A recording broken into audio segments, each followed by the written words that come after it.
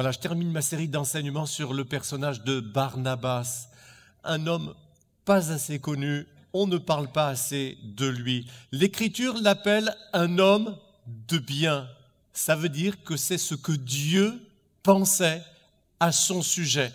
Dans ce message, nous allons voir deux ombres au tableau du beau portrait de Barnabas. Mais si nous allons remarquer ensemble des choses plus négatives aujourd'hui, des choses moins belles, nous allons quand même en retirer des leçons positives. Le titre de mon message est « N'ayez pas les défauts de vos qualités ». La première ombre au tableau, nous allons l'appeler l'incident d'Antioche. Je vous invite à lire avec moi, c'est dans la lettre de Paul aux Galates, au chapitre 2. On va lire du verset 11 jusqu'au verset 14. Mais lorsque Pierre est venu à Antioche, je me suis ouvertement opposé à lui, parce qu'il était condamnable. En effet, avant la venue de quelques personnes de l'entourage de Jacques, il mangeait avec les non-juifs. Mais après leur arrivée, il s'est esquivé et s'est tenu à l'écart par crainte des circoncis. Les autres juifs ont pratiqué avec lui ce double jeu, de telle sorte que même Barnabas a été entraîné dans leur hypocrisie. Quand j'ai vu qu'il ne marchait pas droit, puisqu'il ne respectait pas la vérité de l'Évangile, j'ai dit à Pierre, devant tous, « Si toi qui es juif, tu vises à la manière des non-juifs et non à la manière des juifs, pourquoi veux-tu forcer les non-juifs à se comporter comme des juifs ?» Je vous propose que nous nous mettions dans la peau des différentes personnes pour mieux comprendre ce qui s'est passé ce jour-là. On commence avec Pierre. Quelques années avant cet incident, Pierre a été le premier des apôtres que Dieu a conduit chez des non-juifs pour leur prêcher l'évangile, chez les païens. Pierre est entré donc dans la maison d'un non-juif qui s'appelait Corneille. C'était un officier militaire romain. Et quand, après cela, Pierre est retourné à Jérusalem, au lieu d'être félicité d'avoir gagné des non-juifs à l'évangile de Jésus, il a été accueilli par une douche froide. Dans Actes chapitre 11, versets 2 et 3, il est écrit « Quand Pierre revint à Jérusalem, les croyants d'origine juive le critiquèrent en disant « Tu es entré chez des gens non circoncis et tu as mangé avec eux. » Et tu as mangé avec eux. Scandale parmi les scandales. Parce que selon les habitudes qui avaient été prises par les Juifs au cours des siècles, je ne parle pas des textes de l'Ancien Testament, je parle juste des habitudes que eux avaient prises. Un Juif ne devait pas entrer dans la maison d'un païen, encore moins manger avec lui, sinon il se rendait impur. Alors, devant ces gens-là, Pierre a dû se justifier dans le détail de tout ce qui s'est passé chez le païen Corneille. Mais c'est Dieu qui m'a conduit là-bas à travers une vision. En arrivant, je leur ai à peine dit que tout homme qui croyait en Jésus recevait par son nom le pardon de ses péchés. À peine j'ai dit ça que le Saint-Esprit est descendu sur eux. Il les a tous remplis. La preuve, c'est qu'ils ont parlé en langue exactement comme nous au commencement. Et là, le texte des Actes des Apôtres porte quelques mots qui en disent long. Actes chapitre 11, verset 18. Après avoir entendu cela, ils se calmèrent et se mirent à célébrer la gloire de Dieu en disant « Dieu a donc aussi accordé aux non-juifs la possibilité de changer radicalement afin d'avoir la vie. » Ils se calmèrent. Ça veut tout dire. Ils étaient remontés à bloc contre Pierre. Ils lui parlaient avec colère. Donc, il y avait dans l'église de Jérusalem un parti, je vais les appeler les judaïsants, qui étaient réticents à accueillir dans l'église les non-juifs tels quels. Oui, ils voulaient bien que les non-juifs se convertissent à Jésus, mais ils voulaient que d'abord, ces gens-là se mettent aussi à suivre les coutumes juives, tandis que les apôtres comme Pierre, Paul, Barnabas et Jacques aussi avaient tous la même doctrine. Les non-juifs sont sauvés uniquement par la foi en Jésus-Christ, c'est tout. Et voilà donc notre apôtre Pierre, qui, quelque temps plus tard, visite l'église d'Antioche. Cette église composée en grande majorité de non-juifs. À cause de sa haute spiritualité à lui, Pierre, à cause de tout le chemin que Dieu lui a fait faire sur ses réticences et ses préjugés, Pierre est en communion avec les membres de cette église, qu'ils soient juifs ou pas. Pierre, que ces gens sont des chrétiens, que ce sont ses frères et ses sœurs en Christ. Et donc, en dehors des réunions, il n'hésite pas à manger avec eux. Oh. Dans la Bible, le fait de manger avec quelqu'un est un signe de communion. On mange ensemble, on est ensemble. Et voilà qu'arrivent des frères de l'église de Jérusalem, des gens de l'entourage de Jacques, le principal responsable de l'église à ce moment-là. Et avec ces gens-là, Pierre a le souvenir de s'être fait taper sur les doigts quand il avait été chez Corneille. Tout s'enchaîne très vite. Devant eux, Pierre n'ose plus montrer sa communion avec les croyants d'origine non juive. Et au moment des repas, Pierre se tient à l'écart des non-juifs. Il reste juste avec les bons juifs, comme Barnabas, Paul et les autres. Et devant les gens de l'entourage de Jacques, Pierre joue un rôle, celui du bon juif dans leur manière à eux. Ah, shalom les frères, vous avez fait bon voyage? Comment vont nos autres frères à Jérusalem? Les juifs entre juifs et les païens entre eux. Mais on oublie que tout ce monde est d'abord et avant tout chrétien. Paul résume avec ce mot, Pierre, c'est esquiver. On passe à Barnabas. Les autres juifs ont pratiqué avec lui ce double jeu de telle sorte que même Barnabas a été entraîné dans leur hypocrisie. Même Barnabas, dans ce même Barnabas, il y a d'abord la surprise, l'étonnement de Paul. Barnabas, c'est pas possible. Toi qui as si bien entouré cette église composée de non-juifs, j'en reviens pas. Et dans ce même Barnabas, j'entends aussi la déception et la tristesse de Paul. Même Barnabas, non pas toi, les autres, mais pas toi, mon frère, mon associé, mon compagnon, toi l'homme de bien, non. La faute de Barnabas est qu'il ne s'est pas bien positionné et du coup ce jour-là, il s'est retrouvé dans le mauvais camp. Je vais vous dire quelque chose, mes frères et mes amis. Quand il y a un désaccord ou quand il y a un conflit, c'est pas nécessairement du 50-50, comme on dit. Dire que la vérité n'est pas toute blanche ni toute noire est parfois un pur cliché et un manque de courage. Il y a des situations que nous devons avoir le courage de regarder dans les yeux pour nous positionner avec droiture selon la vérité. Il y a des moments où nous mettre au centre et compter les points est tout simplement un péché. Il y a des moments même où il faut dire les choses même si nous savons, quand bien même nous savons qu'elles ne seront pas reçues, juste parce que c'est la vérité. Ça existe quand même, la vérité. L'erreur, le mensonge aussi, ça existe. Il peut y avoir plusieurs raisons à la défaillance de Barnabas. Il lui manquait peut-être le courage de s'opposer à Pierre et à tout ce beau monde venu de l'église de Jérusalem. Lui, Paul, avait ce courage, pas de problème. Devant tout le monde, il a dit à Pierre, quand il n'y avait personne de l'église de Jérusalem, tu étais là avec nous, mais dès qu'ils sont là pour te regarder, tu fuis, tu voudrais quoi? Que les non-juifs commencent par devenir juifs avant de devenir chrétiens? Paul, lui, n'avait peur ni de Pierre, ni des judaïsants de l'église de Jérusalem. Il n'avait même pas peur d'être le seul à se positionner pour la vérité. Je me dis que peut-être Barnabas a péché par excès de diplomatie. C'est pour ça que j'ai donné comme titre à mon message « N'ayez pas les défauts de vos qualités ».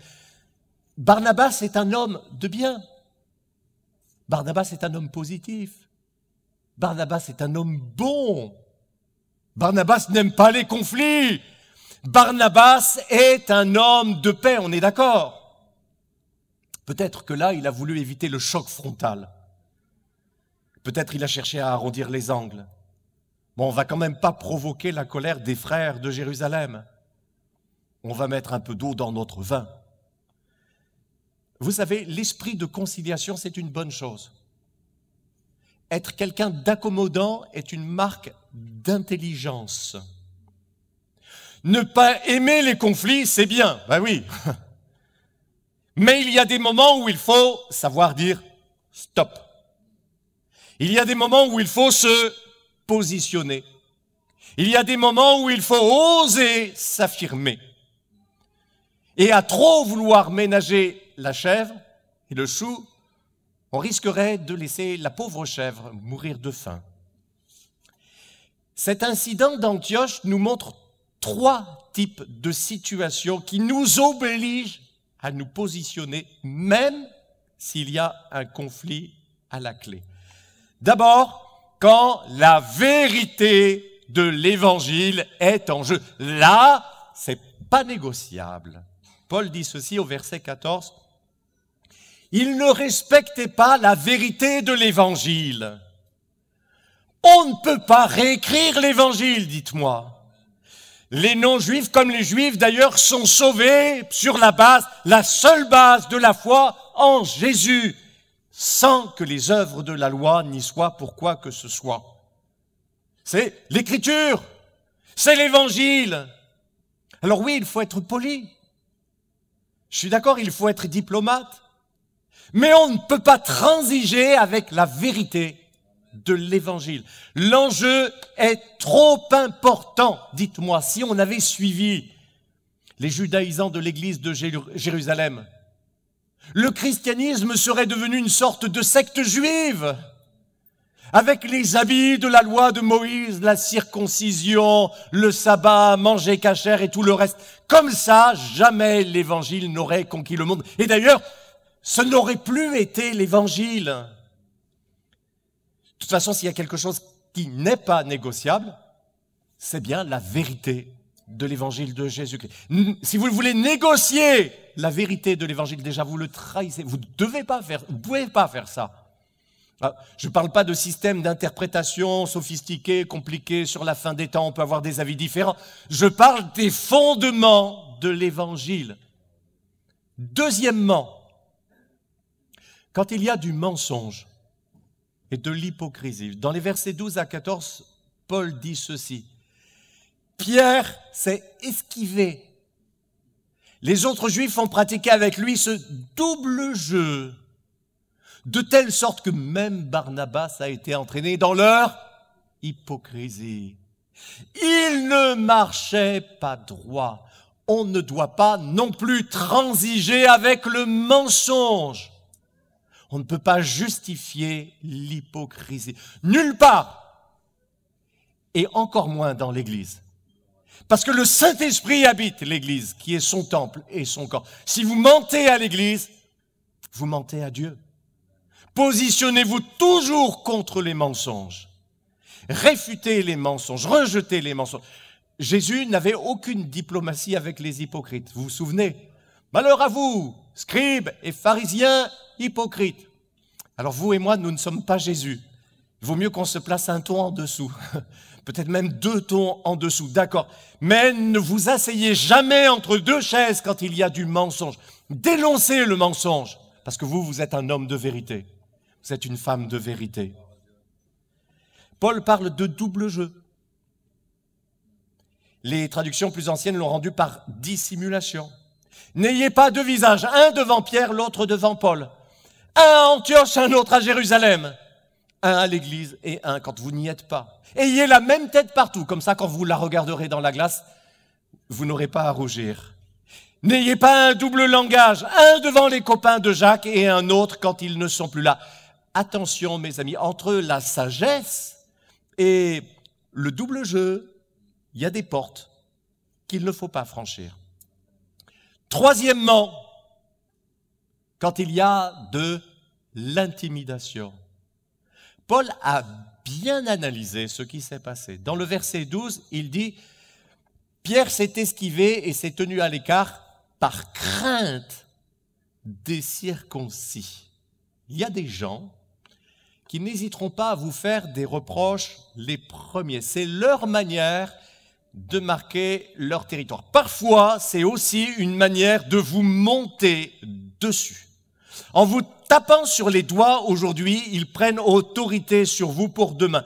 Pour que demain, juste un coup d'œil suffisent à vous faire rentrer dans le rang. Ça s'appelle l'intimidation. Alors je sais très bien que la vérité est subtile, je sais très bien que nous devons apprendre à accepter les reproches et que parfois même nous aussi nous devons marquer notre territoire, mais résister à l'intimidation, qu'elle soit exercée d'une façon consciente ou diffuse. Il y a des gens à qui vous devez résister.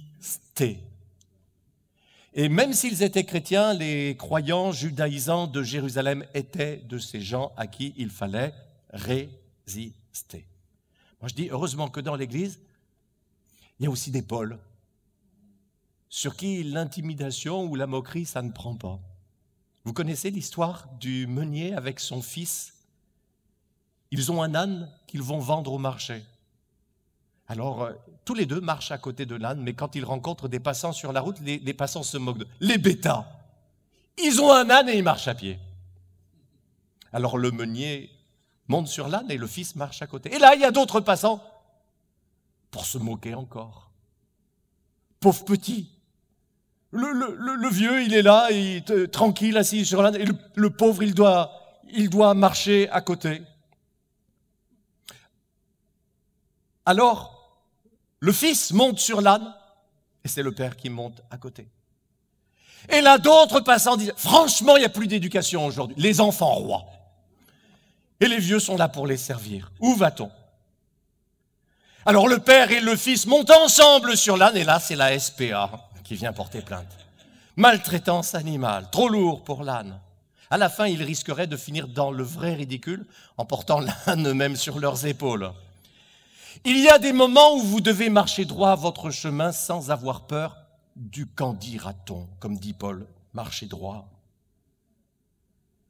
Allez, la deuxième ombre au portrait de Barnabas, c'est celle qui a débouché sur sa séparation d'avec Paul. On le lit ensemble, c'est dans Actes au chapitre 15, à partir du verset 36 jusqu'au verset 41. Paul dit à Barnabas, « Retournons visiter nos frères et sœurs dans toutes les villes où nous avons annoncé la parole du Seigneur pour voir comment ils vont. » Barnabas voulait emmener aussi Jean, surnommé Marc. Mais Paul estimait qu'il ne fallait pas prendre avec eux celui qui les avait quittés depuis la Pamphylie et ne les avait pas accompagnés dans leurs tâches. Ce désaccord fut assez vif pour qu'ils se séparent l'un de l'autre. Barnabas prit Marc avec lui et embarqua pour l'île de Chypre. Paul choisit Silas et partit confié par les frères à la grâce du Seigneur.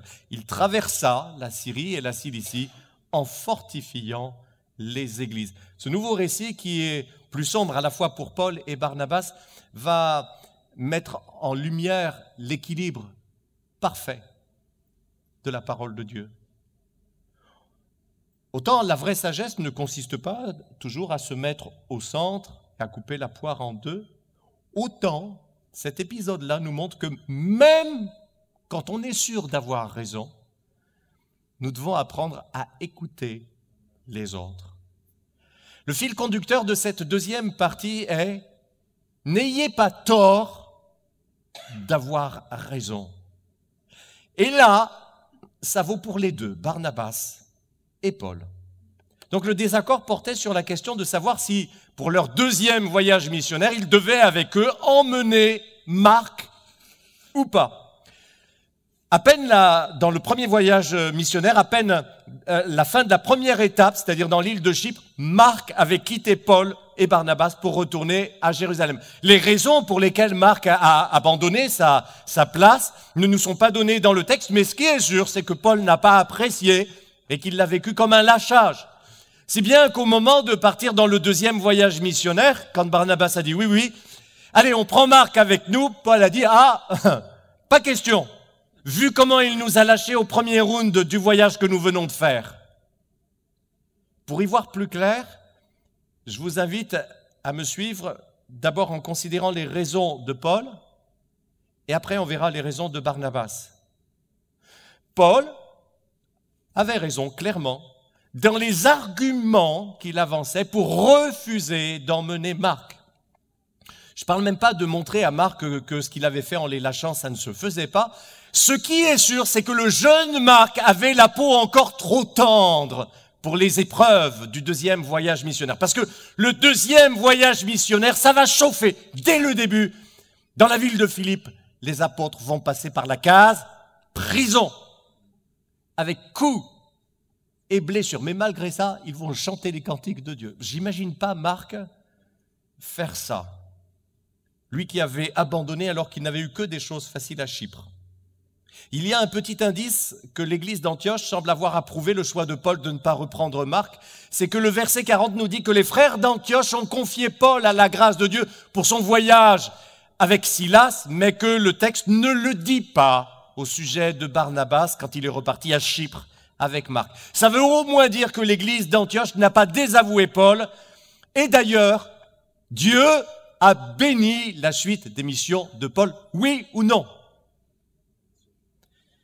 Maintenant, Barnabas n'avait pas tort non plus de vouloir reprendre Marc sous son aile pour un autre voyage missionnaire.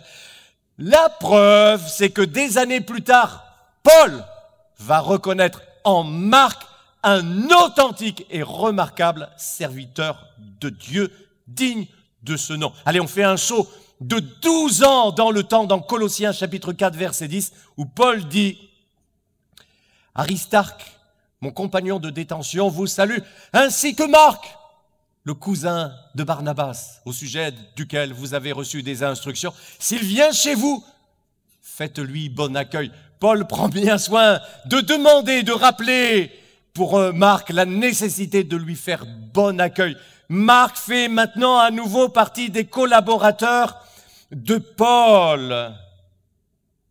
Dans Philémon, versets 23 et 24, Paul encore dit « Épaphras, mon compagnon de détention en Jésus-Christ, te salue ainsi que Marc. » Il est là. Aristarque, Démas et Luc, mes collaborateurs. Marc fait partie de la garde rapprochée de Paul. C'est pas n'importe qui dans la garde rapprochée de Paul. Il y a de la restauration dans l'air. Et le meilleur pour la fin, c'est au terme de la vie de Paul. Il est emprisonné pour sa foi, il connaît l'issue, il sera condamné, il sera mis à mort. Et il écrit cette dernière lettre, qui est la deuxième lettre de Paul à Timothée. Et dans le chapitre 4 et au verset 11, Paul écrit « Luc seul est avec moi. Prends Marc et amène-le avec toi, car il m'est utile pour le ministère. Prends Marc, j'ai besoin de lui. Prends Marc, il m'est utile pour servir Dieu. Dans la dernière ligne droite de ma vie, dans mon équipe, je veux Marc, Luc et toi, Timothée. » Marc est rétabli, et pas par n'importe qui, par l'apôtre Paul en personne, en tant que serviteur de Dieu. Il est passé de l'abandon à la fidélité. Je vous pose la question. Dites-moi, à quel serviteur de Dieu d'abord on doit le relèvement de Marc? À Monsieur Barnabas, s'il vous plaît. Barnabas, l'homme qui savait redonner sa chance à ceux qui étaient rejetés. Tiens, comme Paul en son temps. Et comme Marc aussi, quand à son tour, il en a eu besoin, même dans la difficulté avec Paul. Et ce n'était pas juste parce que Barnabas et Marc étaient cousins. Vous savez, sur les 27 livres du Nouveau Testament, vous me direz, Barnabas n'en a écrit aucun, c'est vrai. Mais 13 épîtres, 13 lettres ont été écrites par Paul. Et un évangile, le 3e des 4 évangiles, a été écrit par Marc. 2 hommes, Paul et Marc, qui ont eu la chance, moi je dirais plutôt la grâce, de trouver un Barnabas sur leur chemin. 2 hommes à qui Barnabas, l'homme bon, bienveillant, a su donner leur chance ou redonner leur chance. Et puis moi, derrière Barnabas, je vois Jésus qui a donné cet homme de bien à son Église et même au monde. Je vois Jésus, dites-moi, qui est prêt à vous redonner votre chance. Même si vous avez échoué, même si vous avez laissé, même si vous n'avez pas fait ce que vous auriez dû, même si vous avez péché, l'amour du Seigneur est merveilleux. Alors le moment est venu pour nous de faire le bilan de cette séparation entre les deux grands apôtres, Paul et Barnabas. Mon idée, c'est que Paul avait raison de ne pas prendre Marc dans son deuxième voyage missionnaire, parce que Marc n'était pas mûr pour ça. Barnabas aussi avait raison de vouloir redonner sa chance au jeune Marc. Et l'avenir a donné raison à Barnabas. Au fond, la meilleure solution était certainement celle à laquelle ils sont arrivés, faire deux équipes missionnaires, avec deux chefs différents, Paul d'un côté, Barnabas de l'autre, mais deux équipes qui avancent chacune à son rythme. Le seul regret, c'est que ça se soit passé comme ça. Quand même, c'est triste. Ce désaccord fut assez vif. J'aime pas ces mots-là. Hein. La transcription parole vivante dit, on se mit à insister, à s'obstiner. La discussion s'échauffa, et finalement chacun partit de son côté. Alors ils avaient tous les deux raison dans leurs arguments, mais ils avaient tort, les deux, de les opposer. Ça alors. Ils avaient tous les deux raison sur le fond, mais tort sur la forme. La plupart des mots qu'ils disaient dans la discussion étaient justes, mais le ton de la voix n'était pas bon. Les éclairs dans les regards ont parasité la discussion. Sans ça, ils auraient trouvé la solution gagnant-gagnant dans la joie, la paix et en faisant l'économie de la dispute. Et entre nous, je trouve que ça nous parle beaucoup de nos scènes de ménage. Pas celles de la télé, les nôtres. Il nous arrive aussi des conflits et des disputes. Parfois, pas toujours, c'est ce que j'ai dit tout à l'heure, pas toujours, mais parfois, nos points de vue ne sont pas contradictoires, ils sont complémentaires. Vous et moi, nous devons apprendre à ajouter nos points de vue plutôt que les opposer. Si Paul et Barnabas avaient fait cela, ils auraient conclu tranquillement qu'il était temps de faire deux équipes missionnaires. Mais il y avait assez de chefs compétents dans la personne de Paul et Barnabas pour chaque équipe. Deux équipes aussi avec un homme capable de former à ses côtés des plus jeunes, Paul et Barnabas. Et on serait arrivé au même résultat avec la dispute en moins. Heureusement quand même, Paul et Barnabas sont restés en bons termes, même après ça. Hein. Vous lisez dans 2 Corinthiens, quand Paul parle de Barnabas, c'est beaucoup plus tard, hein, c'est dans le deuxième voyage missionnaire, Paul parle de Barnabas en termes très élogieux. N'ayez pas tort, même si vous avez raison. Ne vous donnez pas tort en refusant d'écouter les arguments de l'autre et de tenir compte de ce qu'il vous dit. Que même ce qui est bien en vous ne devienne pas une occasion de chute et de blâme. Soyez capable de voir la situation avec le regard de l'autre pour intégrer son point de vue. Et ne faites jamais de vos désaccords une affaire personnelle en vous braquant ou en tombant dans le règlement de compte. Et je me le dis à moi en premier, bien sûr. Et ayez juste les qualités de vos qualités, pas les défauts. Vous savez, parfois les choses se ressemblent. On passe facilement de l'un à l'autre, mais il ne faut pas. Non, la bonté n'est pas la lâcheté. Soyez tenace, mais pas entêté. Soyez ferme, mais pas dur. Et soyez souple, mais pas mou. Allez, je termine cette série avec du positif parce que vraiment, Barnabas le mérite. Avec Marc, il a été l'homme qui lui a donné une autre chance. Ça, c'est beau. Hurler avec les loups, tirer sur l'ambulance, tout le monde peut le faire. Mais redonner sa chance et relever celui qui est tombé, quelqu'un qui est en devenir, qui n'a rien commis d'irrémédiable, ça, c'est grand. Vous savez ce que je me suis dit? En fait, la vie chrétienne, qu'est-ce que c'est? Sinon, une deuxième chance. Dieu efface nos péchés et il nous fait naître de nouveau. Naître de nouveau, tout recommencer, repartir à zéro avec Jésus pour berger. Tu peux être pardonné de tous tes péchés passés, car Jésus a tout payé. Et repartir à zéro avec Jésus pour berger. Quand j'ai besoin d'amour, quand j'ai besoin de grâce,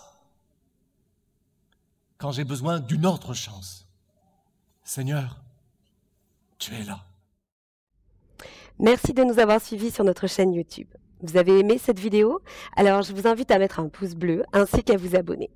La vision de notre Église, c'est le salut en Jésus, car lui seul sauve. Alors si vous souhaitez en savoir plus ou si vous avez des questions, contactez-nous par mail ou sur notre site www.eglisealana.fr.